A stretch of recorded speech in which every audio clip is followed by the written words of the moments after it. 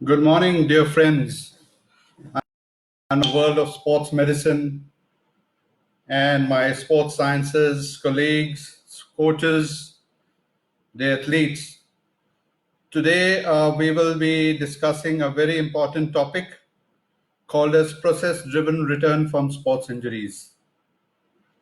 आज का जो टॉपिक है वो बहुत ही इम्पोर्टेंट टॉपिक है, जिसका मतलब है कैसे हम वापस खेल की दुनिया में चोट लगने के पश्चात वापस री एंट्री कर सकते हैं। जो स्थापित प्रणालियां प्रोटोकॉल्स हैं, किस हिसाब से हम इसे इस्तेमाल करके वापस खेल की दुनिया में वापस लौट सकते हैं। मैं कर्नल डॉक्टर राणा चंगप्पा ये टॉक आपको दोनों इंग्लिश और हिंदी में देने की कोशिश करूंगा ताकि हमारी ऑडियंस ज़्यादा से ज़्यादा इसे एक्सेप्ट करे और यूज़ कर सके।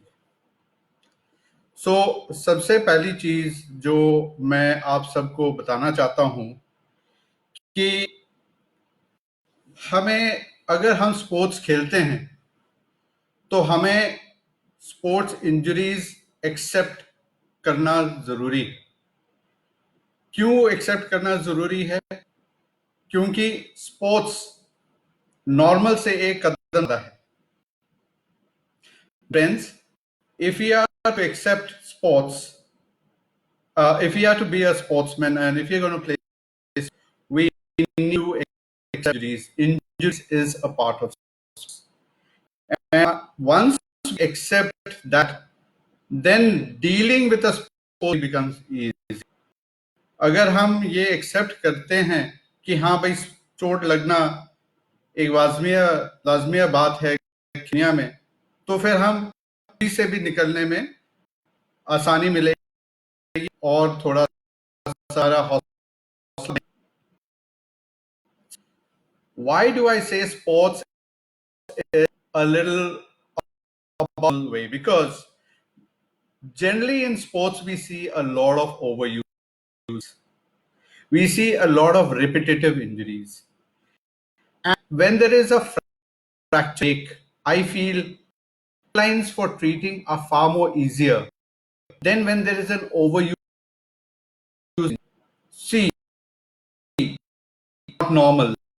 Like in a day-to-day thing, when practicing for sport, the same weight has to be lifted 100 times or 50 times to get the adaptation. कहने का मतलब क्या है कि स्पोर्ट्स जो है वो अलग है। दुनिया में अगर आपने कोई उठाएंगे 2 बार उठाएंगे, मगर हमने स्पोर्ट्स में उसको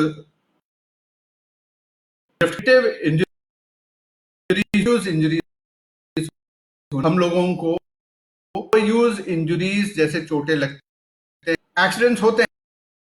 हाँ, हमें जब खेलते खेलते फ्रैक्चर हो जाता है, मगर मेरा कहना है कि अगर कोई फ्रैक्चर और लिगामेंट टूटता है उसमें हमें इंजरी को हील इंजरीज में और माइनस होते हैं, इसलिए से जब कोई स्पोर्ट्स में या स्पोर्ट्स कोच मेरे पास कि जी चोट लग गया है, अब कब तक ये वापस खेल सकता है? परसों इसके ट्रायल्स हैं, 10 दिन बाद कॉम्पिटिशन। सबसे पहली चीज स्पोर्ट्स में आपको बिल्कुल धीरज काम करना पड़ेगा। कोई हरी नहीं है हीलिंग में। और क्या आप ये 10 दिन बाद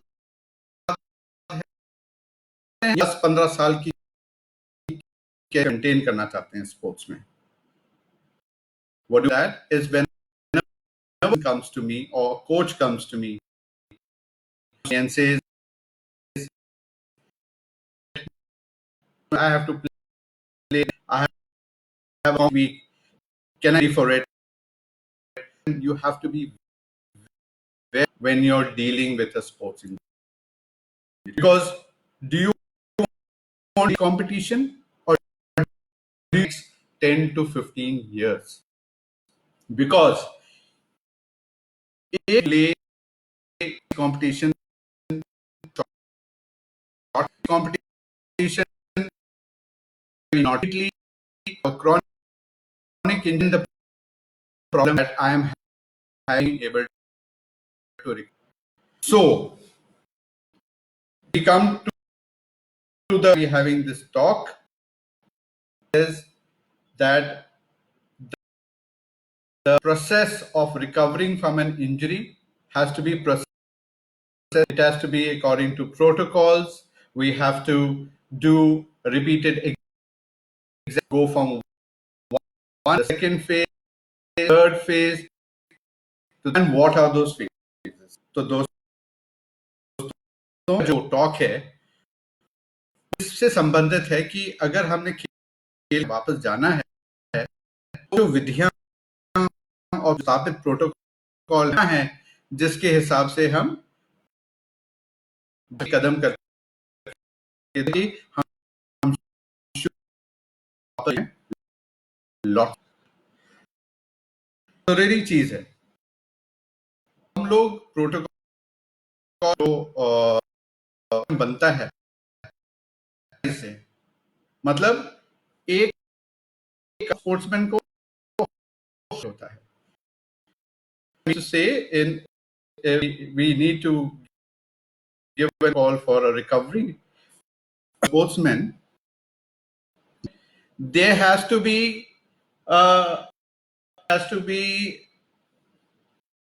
tailor-made program the same it has to be like it is made for one sportsman and cut copy paste on the other sportsman. There are certain why we get what are the problems क्या दिक्कतें हैं क्या वजह है कि हम इन तरफ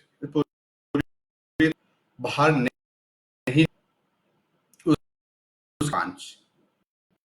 सबसे पहला कारण है अगर हम सहनशील या धीरज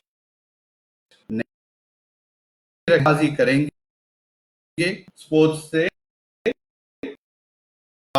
हमें होगी if we are not patient then we will go from an injury we have to be very very patient so the first patience injury it is part of the athlete and in that patience to help the patient have to give communication to the athlete that is the part which leagues from the world of physiotherapists and coaches meet करना पड़ेगा sportsman से injury है इसमें है सहनशीलता रखना है लगभग ये समय लगेगा ये टेस्ट होंगे कुछ एक्सरसाइज ये है सबसे मुख्य कि हम लोग इंजरीज से पूरी तरीके से सेकंड लॉजिकल एस्पेक्ट जैसे ही चोट लगता है खेल की दुनिया में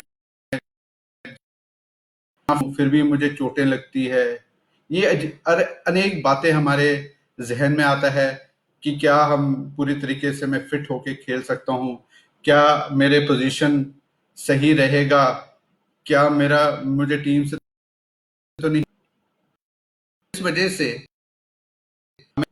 इस साइकोलॉजी हमारे खूब सारे हमारे पैनलिस्ट थे साइकोलॉजी जिन्होंने आपको मैं अपने स्पोर्ट्स में चंद बातें बताना स्पोर्ट्स से निकलना ऐसे साइकोलॉजी है तो मैं अपने स्पोर्ट्समैन को बोलता हूं कि आप ही के स्पोर्ट्स में आप ऐसे देखिए कौन से स्पोर्ट्समैन हैं जिनको ऐसे ही चोटें लगी थी उन्होंने क्या किया के लिए या नहीं किया था इस जैसे अपने गेम ज्ञान प्राप्त करने और ऐसे एक्सरसाइजेस कीजिए जो आपके संबंधित चोट अलग हो। जैसे अगर नीचे अपर लिम्ब के ऊपर, so for the my fellow panelists have spoken to you of psychological aspects of it, but for sports persons that we cover in this from a sports to read more about sports persons who had injury and what to do to recover. Use this time to learn more about the tactics about your game, read about your third, practice the other parts not injured.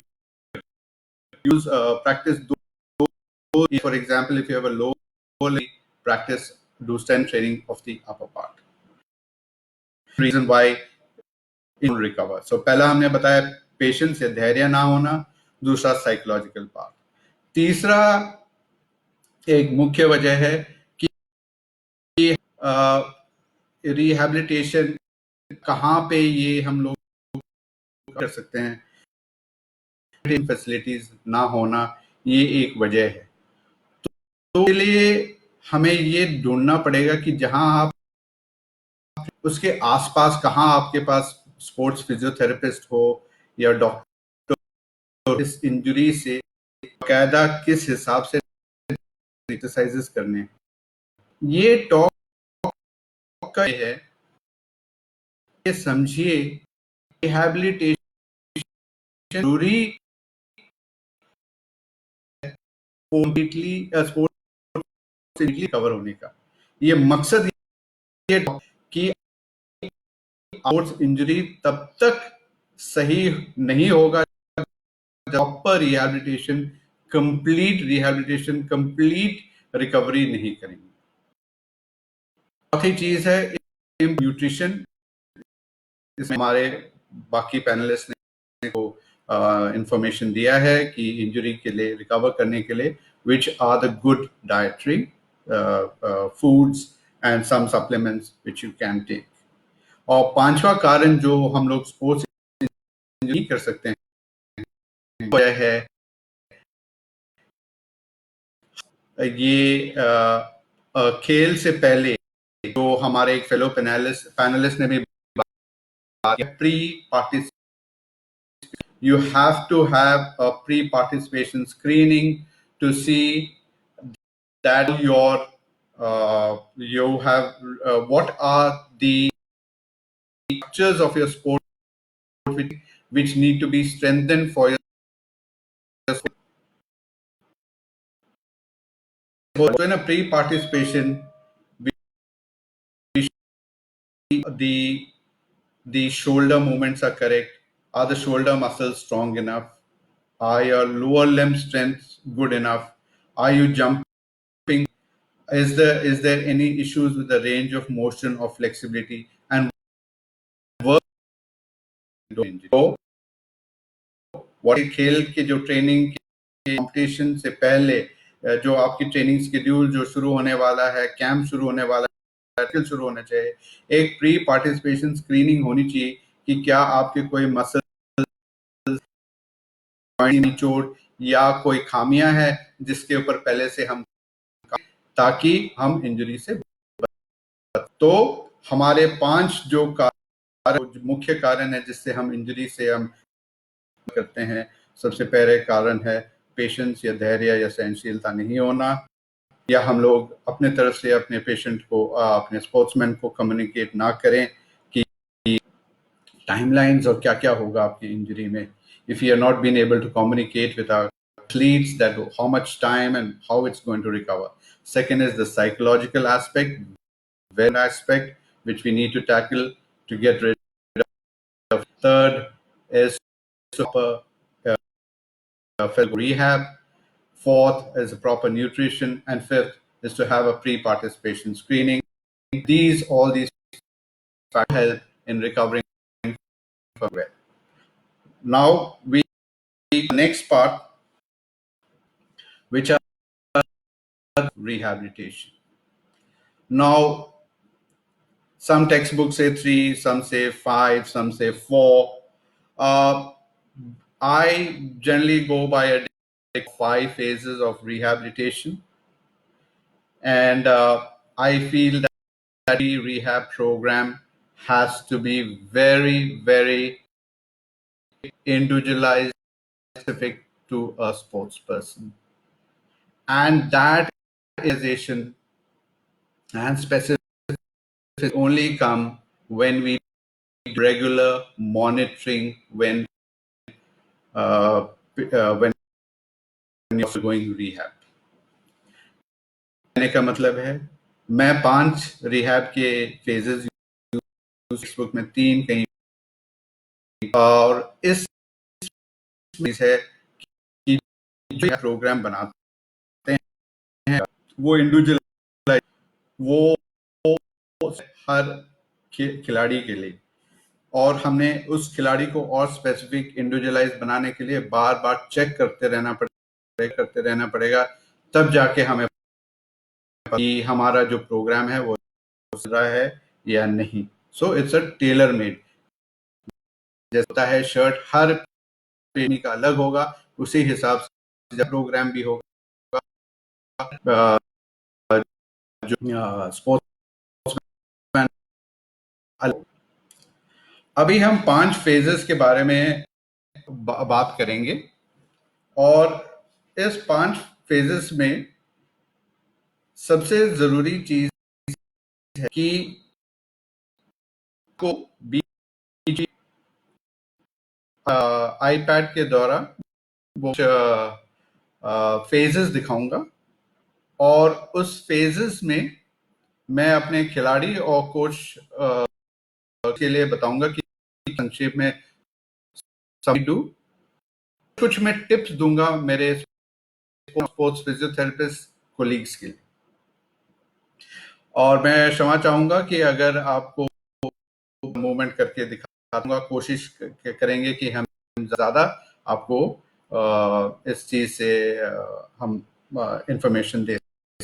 So my friends, what we're going to do is I will switch between certain things on my iPad, but the most is I will be telling the sports persons and the coaches what all do we do in a phase wise. I will be giving certain my colleagues from the world of sports physicians, and the therapists who work with sportsmen. So I was trying to share screen, which is not happening, and I use my iPad. So generally we have 5 phases. I don't know whether you'll be able to see it. There are 5 phases of a rehab program. For those of you who can see, there are 5 phases of a rehab program. I hope you can see this 5 phases of the rehab program. So my friends on the Instagram, so we have 5 phases, and it's to note what do we need to know in the 5 phases. I hope you can Facebook, my friends on Facebook, and my friends on the Insta.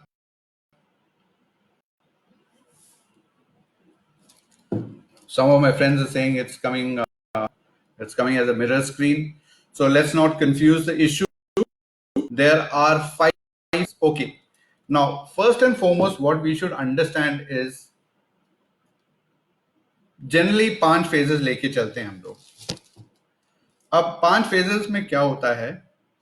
First phase होता है कि खिलाड़ी आया, चोट लगा है, तो हम लोग जो सारे जो चीजें हैं, एक तो जो पेन स्वेलिंग जो बढ़ रहा है वो कम हो,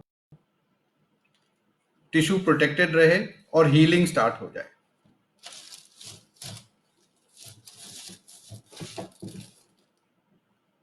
So first phases, I said there are. First phase, that's the immediate phase. We want to control the pain, we want the swelling to increase, we want healing to. So first is, what do we want? What is our aim? मकसद क्या है? Swelling कम होना चाहिए, protect करना चाहिए और बढ़ना नहीं चाहिए, और हीलिंग होनी चाहिए. That is what. Who will do it? इसमें आप फिजिशियन होगा, हो सकता है डॉक्टर, आपका सर्जन, आपका sports physiotherapist. Who will do it? कौन करेगा? Who will do it? Will be either your doctor, your physician, your surgeon और your sports physiotherapist. Where will it be done? कहाँ किया जाएगा? ये ज्यादातर आपके क्लिनिक के सेटिंग में किया जाएगा. एक क्लिनिक के ओपीडी में, एक रिहैब सेंटर में ये जो फर्स्ट फेज है ये किया जाएगा.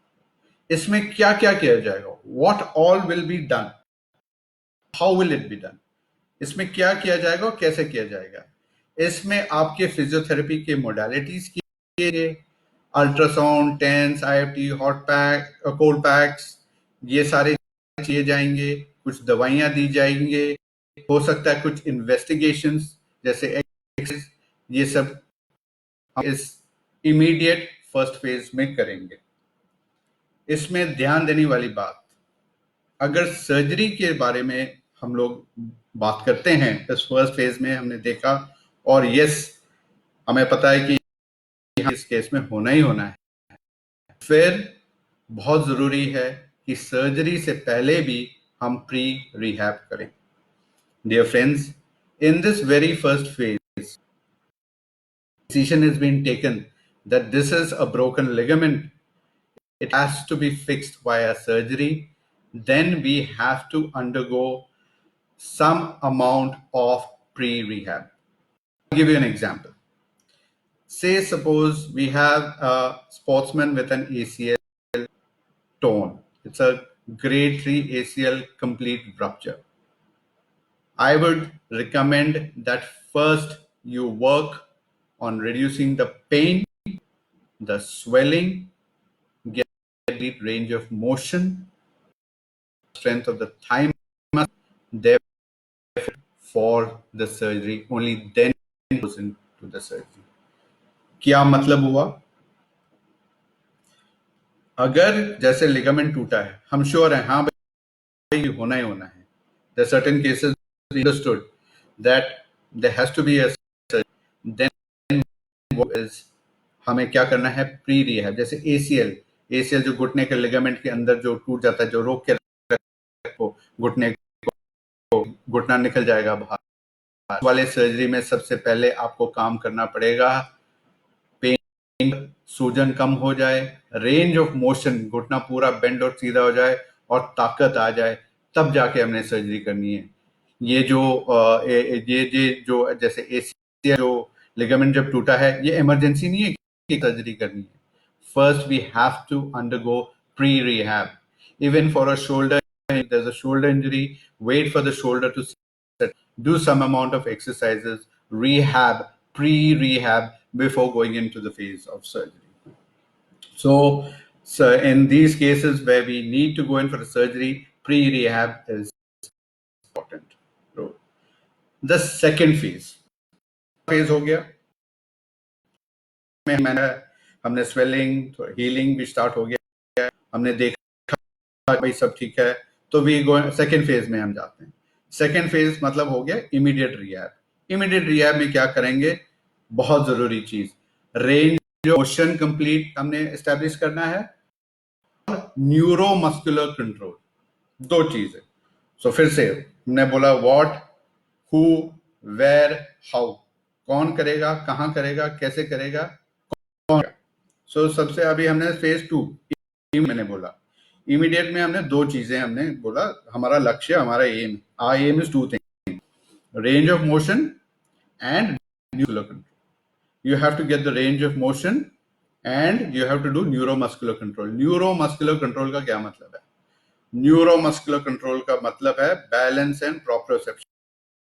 बड़ी बड़ी नाम नहीं, इसमें सिंपल से समझने की जरूरत है कि जॉइंट और आपके इसमें मैकेनो रिसेप्टर्स है। मैकेनो रिसेप्टर्स है जो पोजीशन बताता है आपकी जॉइंट का, और ये आपको प्रोटेक्ट करता है इंजुरी से। जैसे एक आपके जॉइंट्स के अंदर एक कंपस है, जैसे आप अपने फोन के अंदर आप लगाते हैं जब आपने ट्रैवल करना है, जब आप अपने आते हैं कि वो आपको डायरेक्शन बताता है कि कहाँ जाना है, राइट लेफ्ट, वैसे ही आपके जॉइंट के अंदर मैकेनो रिसेप्टर्स हैं जो आपको सेंस देता है, ताकि ये है। और फिनलैंड में स्टडी की गई है, बैलेंस एंड प्रोप्रियोसेप्शन पे ट्रेनिंग करेंगे तो आपकी रिकवरी 50% फास्टर होगा। ये खासकर ये सलाह मेरे sports medicine doctors, physicians and therapist के लिए है। This is a recommendation colleagues from the world of sports medicine and sports sciences. Balance and proprioception is extremely important and you should begin at the early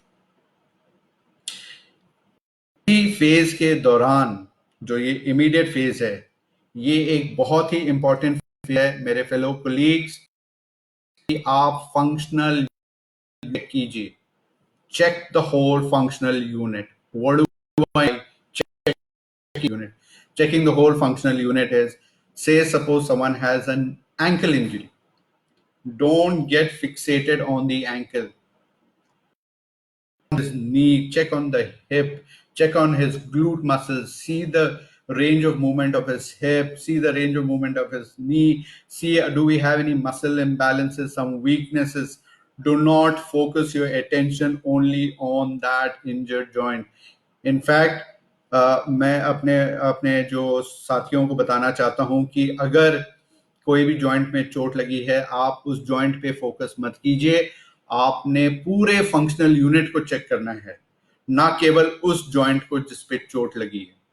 उदाहरण के तौर पे, अगर मेरे मेरे चोट लगी है तो हमें सिर्फ एंकल पे नहीं काम करना है, नी, हिप, पूरे फंक्शन हमने चेक करने की, सारे जगह मसल इम्बैलेंस तो नहीं है, मूवमेंट्स, क्योंकि लोडिंग पैटर्न उस जॉइंट के ऊपर क्या, जिसके वजह से हम आगे भी इस चोट से बच सके। अगर हम सिर्फ वो एरिया जहां पे चोट लगी उस पर फोकस करेंगे तो हो सकता है कि आप उस से तो निकल के आ गए, मगर आगे चल के आपको चोट लग सकता है। तो second, after the early, the immediate rehab must work on the range of motion, must work on the neuromuscular control, and third is check the functional the functional unit of that which is injured. एक और चीज इसी phase पे और third phase में भी आप start कर सकते हैं। This is, you can start in this phase as well as switch to the phase depending on the severity or intensity of the injury. इसी फेज में, सेकेंड फेज में, जो अर्ली रिहैब के बाद इमीडिएट रिहैब और इसके बाद advance rehab आएगा, इन दोनों फेज हैं जिसको कहते हैं हम लोग क्रॉस ट्रेनिंग। देखिए जी, ऐसा है कि जब भी किसी को, जो स्पोर्ट्समैन में रेस्ट नाम की कोई चीज नहीं होती जब तक कोई बिल्कुल वेरी बैडली इंजर्ड है और उसको एडमिट होकर हॉस्पिटल के अंदर को रखना है। वैसे we do not have a concept of rest in a sports person. We have aspect active rest and cross training. Now, what I mean by that is, if you have injured your lower limb, nothing prevents you. अगर आपके नीचे चोट लगी है तो आप अपर के ऊपर काम कर सकते हैं। सेकेंडली, स्विमिंग या साइकिलिंग ऑल्टरनेटिव आप यूज कर सकते हैं depending on the type of injury. And I want to add something about swimming. Swimming is excellent for recovering from injuries and an excellent method of recovery from sports training. You must in swimming as part of your drills of recovering from injuries as well as in your daily process of recovery. और पानी के अंदर exercise करने जो आपके joint है कम दबाव आता है because of the buoyancy factor we have a lesser perform an exercise inside the water. So in my after immediate in my early rehab I have worked on the following things. Now we go to the third thing which is called as advanced rehab. हम चलते हैं advance phase 1 खत्म हो गया, phase 2 खत्म हो गया, phase जा रहे हैं एडवांस रिहैब में। एडवांस रिहैब आने वाले हैं, आप चेक करेंगे पेशेंट की रेंज ऑफ मोशन उसका अच्छा हो गया है, बॉलिंग वगैरह कुछ नहीं है, दौड़ रहा है, सब कुछ कर रहा है। ये मेरे लिए डेंजर जोन है। Between this phase and the third phase is danger zone. It is not a danger zone as in written in books. This is I have learned over a period of time working with athletes. I mean by this danger. This is the zone when the athlete, the coach or the parent comes and tells you he's fine. There's no pain, there's no swelling, there's enough strength. I want to go back to sports. Phase 2 और phase 3 के बीच में ये एक danger zone है जो मैं इसको danger zone कहता हूं। ये ऐसे किताब में डेंजर जोन अपने एक्सपीरियंस क्योंकि इस फेज में पेशेंट का पेन भी ठीक है, मोरल सब कुछ ठीक है और उसको लगता है मैं फिट हूं, अब मैं खेलूंगा।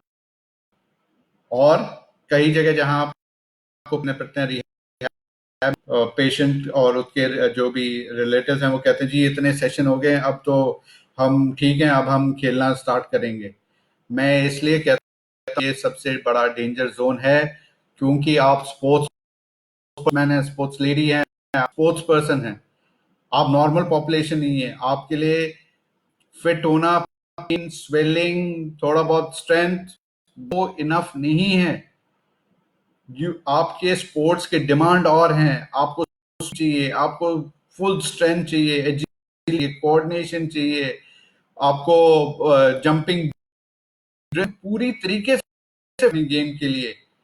तो अक्सर जाता है कि जो खिलाड़ी फेज 2 में छोड़ देता है रिहैब और वापस खेल में कूद जाता है, उसके चोटें लगने के कारण बहुत अधिक है। So this is word of caution two minds persons, their coaches, their parents.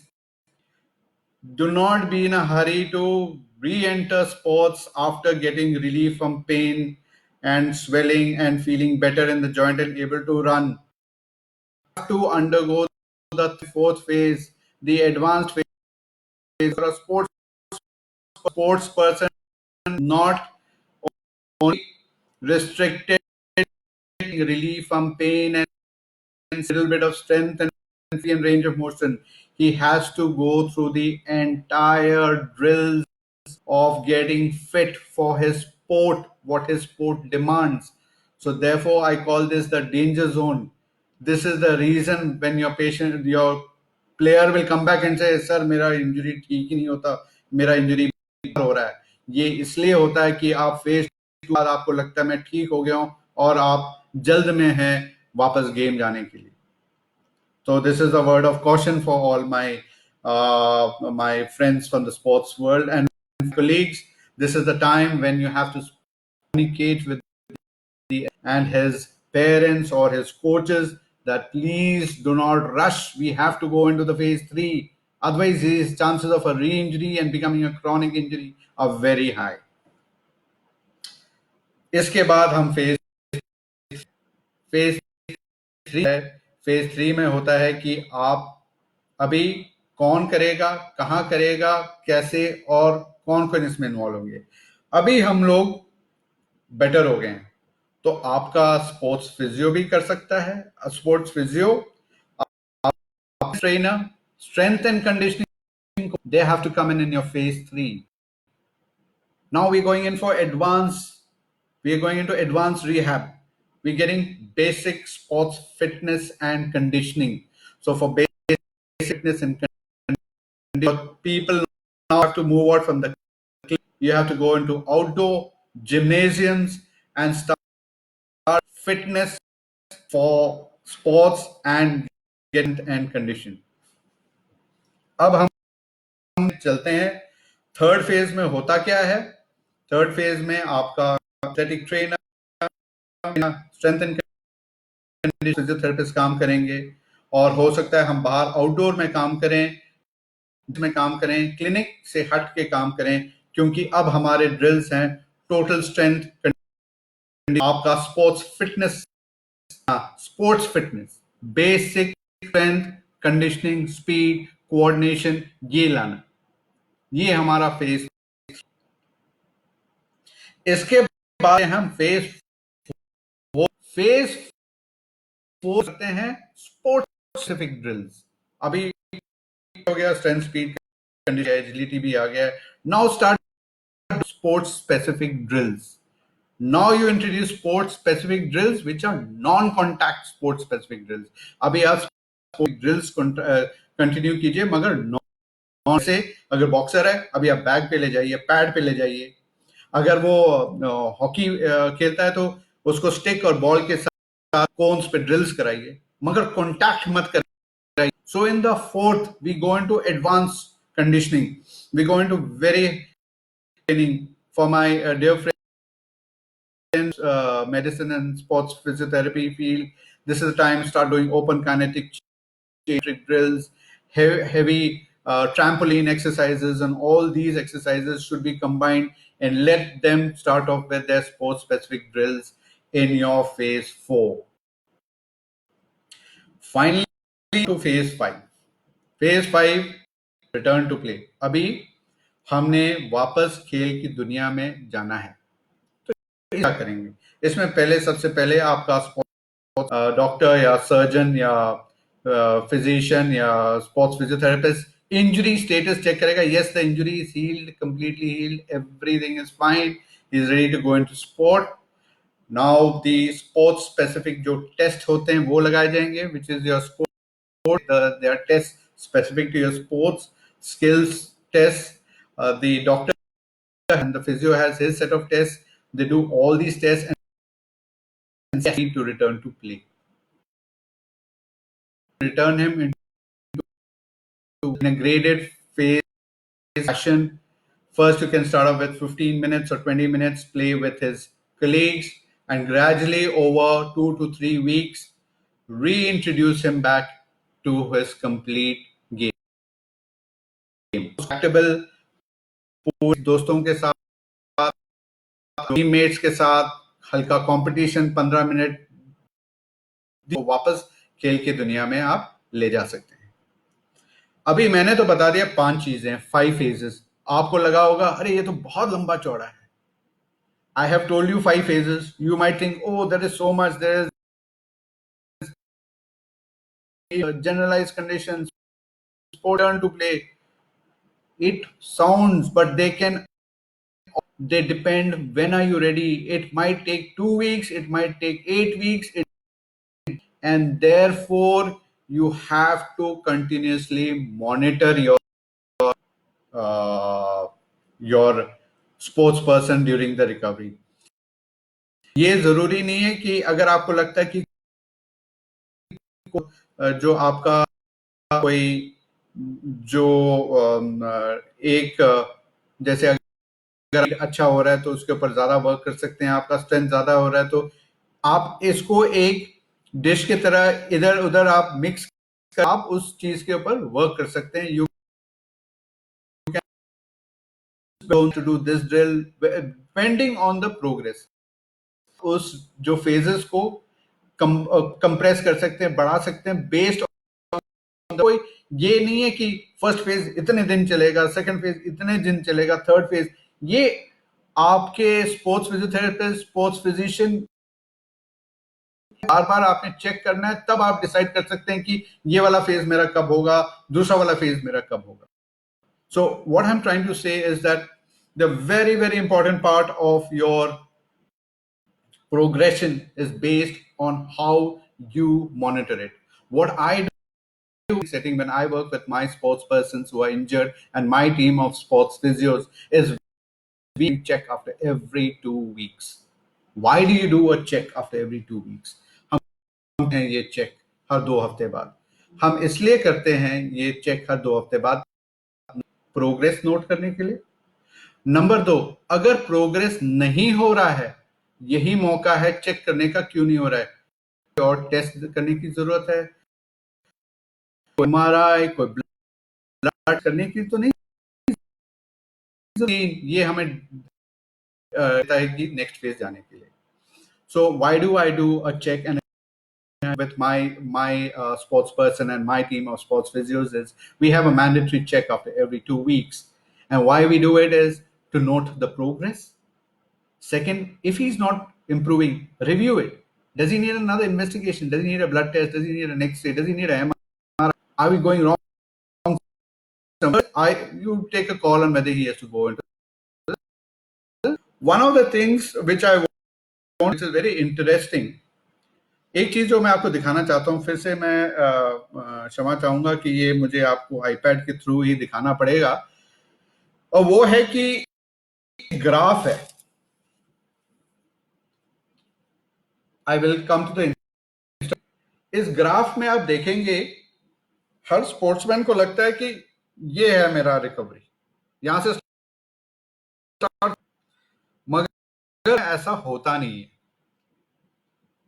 वास्तव में there is no recovery which is linear progression. There are ups and downs.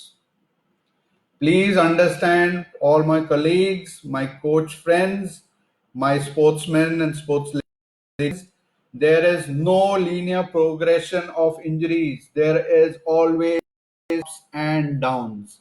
There will be ups and downs. We have to understand that in sports injuries there are ups and downs. And why do we have these red downs? ये लाल निशान जो downs के तब होता है जब हमारी loading correct नहीं हो. और ये हमारा एक बहुत ही इंपॉर्टेंट पॉइंट है साइकोलॉजिकली अपना स्पोर्ट्समैन को काबू, क्योंकि वो अब सोचने लगेगा कि कवर नहीं कर रहा हूं. So therefore monitoring for these downs is very important, to check your loading patterns, to check your treatment. Is it correct? Is it not going correct?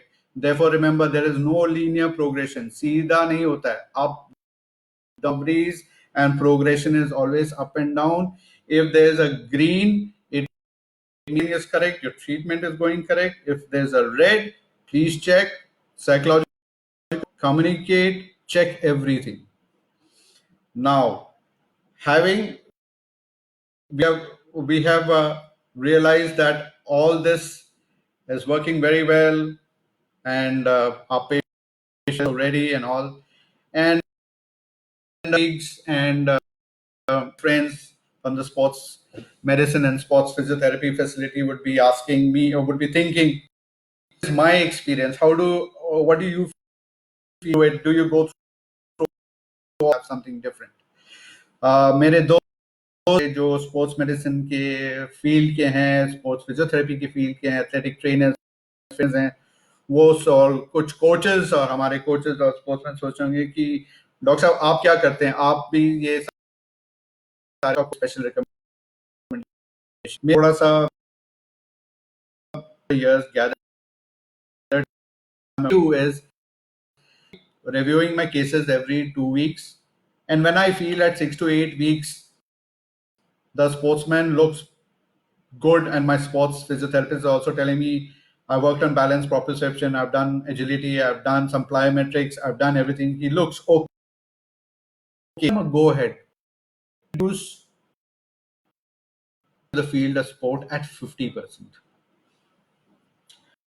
Not disconnect from me and my physio. Please keep coming back to us once or twice a week. Please keep getting checked.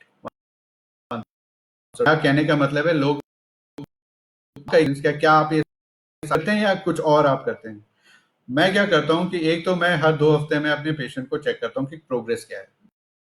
6 से 8 हफ्ते में जब मेरा physio में से कहता है और मैं भी देखता हूँ कि हाँ भाई इसने एजिलिटी के ड्रिल्स ये सारे एक्टिविटी स्टार्ट कर दिए हैं, तो मैं कहता हूँ कि जी आप अपना गेम स्टार्ट कर दीजिए। तो 50% का मतलब क्या है कि से सपोज वो 100 किलो उठा रहा था और 10 रेपिटेशन लगता हूँ, 50 किलो उठाओ 5 रेपिटेशन से स्टार्ट करो और हर हफ्ते में 10% करते रहो और अगले 6 हफ्ते में पूरे कंपटीशन में आने के लिए तैयार हो जाओ। बट कंपटीशन स्टार्ट नहीं करना है, कंपटीशन के लिए तैयार हो जाओ। I do is, for example, if he's a tennis player, I tell him hitting the ball at towards the net, don't cross the net. Now after a week, go across to the baseline, but don't use power. First achieve the volume, achieve the distance, then you achieve the power. Be a person. If you're playing, if you were say 10 kilometers, begin at 5, increase by 10%. Don't increase the time. First increase the volume, reach the 10, then speed. So begin at 50%. Generally, all our coaches, our fitness trainers, specialists are very, very clued up on what to do with sportsmen when I tell them कि 50% और हर हफ्ते में 10% बढ़ाओ और 4 से 6 हफ्ते में 100% पे पहुंच जाओ. So this is bit of information for my colleagues from the field of medicine and sports physiotherapy. So lastly, when everything is done, I feel it is a time when we should sit with our sports person and tell him you're recovered, where your coach, your doctor, the psychologist is there, your physiotherapist, your coach, and you must talk to the sportsman. Now you're all fit, you're ready to go. These are the take care of. These are the likely chances of injury. These are the ones you are fit. We've all seen you, so that gives confidence to the sports person. In the end, the जब आप वो खिलाड़ी last में meeting कीजिए जिसमें आपके सारे support staff हैं जिन्होंने उसके साथ काम किया, ताकि उसको भी धैर्य और बाद उसने जितना किया है उसको भी मिले ये एक कॉन्फिडेंस किया अब मैं सारे लोग मुझे बताते हैं रिकवर कर लिया हूँ. Finally, I come to certain timelines. कुछ टाइमलाइंस हैं. बहुत सारे खिलाड़ी वो पूछ रहे हैं कि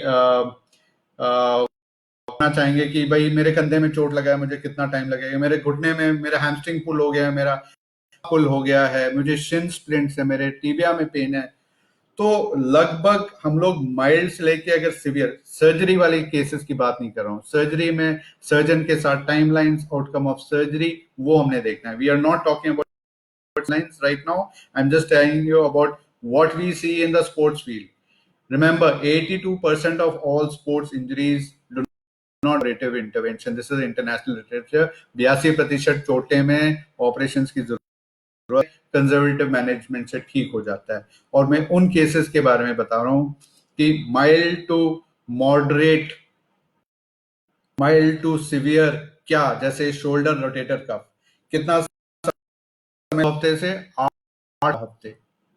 शिन स्प्लिंट्स हो गए, कितना समय लगेगा? 2 हफ्ते 3 महीने. अब इतने इनके रेंजेस हैं. अगर लिगामेंट एमसीएल या लैटरल कोलैटरल लिगामेंट या मीडियल कोलैटरल लिगामेंट होगा 2 हफ्ते से 3 महीने. अरे कह रहे हैं आप 2 हफ्ते से 12 हफ्ते, 2 हफ्ते से 3 महीने, इसका क्या अर्थ हुआ? You must be thinking why is it weeks, 2 weeks to 12 weeks, 2 weeks to 3 months. It depends on the severity, क्या कितना एक्सटेंट आपका चोट लगा है. और ये पता चलेगा जब हम मॉनिटर करें, हम तब जाके हम आपको एग्जैक्टली आप बता सकते हैं कैसे होगी. कोई ऐसे रेंजेस देते हैं, कोई फिक्स्ड नहीं है. जैसे मेटाकार्पल फ्रैक्चर है आपका, हाँ हड्डी 4 से 6 हफ्ते में जुड़ जाता है, 12 हफ्ते, हड्डी तो जुड़ गया, 12 हफ्ते है, आपने बाकी करना है, पूरा स्ट्रेंथ डेवलप करना है, फोर आर्म आपने अभी तक इसको इमोबिलाइज किया है, तो ये सारे मसल्स भी तो वीक हैं, इस पे भी 4 हफ्ते और लगेंगे. Fracture, you might think, oh, the bone is will heal in 4 to, why is he saying 10 to 12 weeks? I am saying 10 to 12 weeks because you are a sportsman, you have to develop the other strength. This has become healed and I will start punching. So therefore, there are timelines for various things, but it depends on. So lastly, I've coming to the end of the lecture. I have 7 take-home messages. कुछ प्रश्न हम लेंगे और मेरा and में मैं आपको 7 take home message क्या है सुनेंगे। सबसे पहला मैसेज है कि जो हमारा प्रोटोकॉल है वो इंडिविजुअलाइज्ड है, specific. The first take home message is that the program which you make is individualized. There is no cut copy paste. It depends from one another. Second, खासकर मेरे colleagues के लिए है, keep reviewing your patients, keep reviewing your colleagues. मेरे sports doctors इनके लिए है take home message, बार बार check करते रहो क्या है। नंबर 3, मैंने आपको डेंजर में कोई शॉर्टकट्स नहीं है। पेशेंट से, खिलाड़ी से बात करने की बहुत जरूरत है। उसको इंफॉर्मेशन देना दैट इसमें आप अगर निकल गए और आपने पूरा रिहैब नहीं किया है तो चोटें बार बार लग सकते हैं। Third, be don't limit yourself to only pain management. You have to go ahead and do the other strength training and other dynamics of your sport. Remember the problem of psychology. Psychological problems के ऊपर आप problem में जरूर ध्यान रखिए, मैं उसके ऊपर ज्यादा नहीं बताऊंगा। 5वां, न्यूट्रिशन पे ख्याल कीजिए, aware of what your nutrition is, take a for recovery. Sir उसका तो 4 हफ्ते में ठीक हो गया, उसका 6 हफ्ते में, अरे नहीं होता। Depends from person to person. Remember, the 6th is do not your recovery with the other recovery. There will be differences. Every body type is different. Do not compare. It will not help you recover. Take our message. Most important is be सहनशीलता, धीरज। अगर सबर करो, be patient, you will recover from.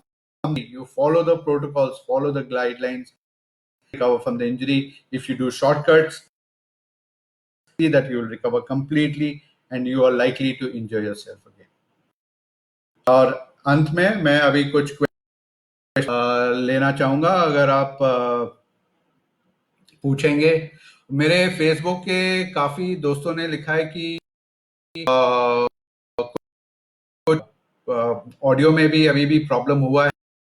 मैं sports authority of India से गुजारिश करूंगा कि क्या ये वीडियो वो अलग से फेसबुक पे अपलोड कर सकें। और कुछ मेरे फेसबुक के एक दोस्त ने लिखा है शोल्डर के लिए न्यूरोमस्कुलर कंट्रोल कैसे डेवलप किया है कर सकते हैं। Neuromuscular injuries is very simple. You take a ball in your hand, place it on a wall, and do all these exercises. You can begin neuromuscular thing, start writing alphabets, then you go on to a cloth. You can use a ball of the shoulder neuromuscular control. So 1 year ago, weakness and shoulder. See, when you have a chronic injury, are the chances that the complete functional anatomy of that injured shoulder has not been taken. Second, the proprioceptive training of that shoulder has not been taken care of. Third, of rehab has not been done. Hence, you have a chronic 1-year sports injury. It's get your checked for the complete dynamics. हो सकता है आपके balance, proprioception, बाकी जो चीज के recovery के लिए वो चेक नहीं हुआ है। एक मेरे दोस्त ने लिखा है surgery required for ACL injury. The ACL is torn in, go in for a ACL surgery because the dynamics of the sports involve a lot is required, and an main reason for going in for a ACL surgery. And please do a pre-rehab before going in for the ACL. The ACL surgery पहले ACL में अगर लचकपन है, sportsman से पूछता है आपको लगता है कि घुटना निकलने वाला है, तब आपको सर्जरी की, तो वैसे भी स्पोर्ट्स ACL बहुत ही जरूरी है. When to use kinesio after the injury? Tapes can begin from even day one. Kinesio tapes should be even done after you recover. And one एक और मैं एडवाइस देना चाहता हूँ कि जैसे आपकी इंजरी भी हो गई हो, तो आपका जो इंजर्ड एरिया है उसको प्रोटेक्ट करने की जरूरत है. मैं अपने खिलाड़ियों को 3 महीने तक प्रोटेक्ट करने के लिए बोलता हूँ. You must protect your injury either with a knee cap, whatever is the device for that injured part, 3 weeks. And remember, you must post your act, you have pain under you have the knee patella shifts and becomes after an ACL and meniscus repair, then what exercise should be done and is it possible to get it back? A very nice question. If there is a thing like this, again, there are two things which are lacking in this case. We have a problem with the neuromuscular thing in this case. Secondly, you can go get back if you go through a proper rehab. But how to prevent injury, my panelist before has spoken about it. I have a ACL surgery after 9 months. I started practice, but I feel stiffness and swelling. ACL surgery is rehab. Is generally for 6 months, and I recommend to sport between 9 to. But there are a lot of people who like to 9 to 12 months and 9 to 12 months game. If you're still getting stiffness and swelling, that means you have not completely recovered. We still need to do a lot of more rehab. There's certain other to take care of.